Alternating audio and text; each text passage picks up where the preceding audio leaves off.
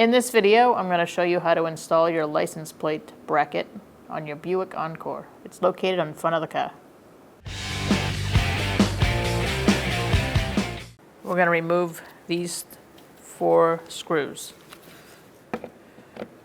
On ours, we only have 2.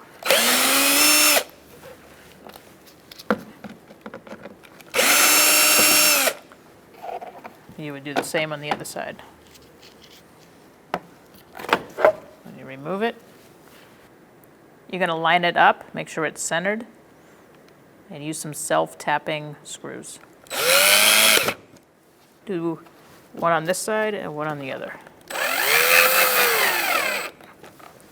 Now you can do the bottom too.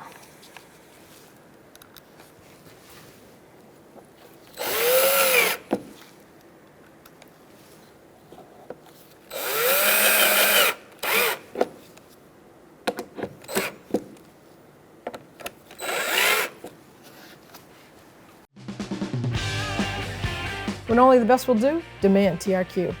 The only company that lets you view before you do. TRQ is committed to offering the highest quality aftermarket auto parts that are engineered for peace of mind. Thanks for using and viewing with TRQ.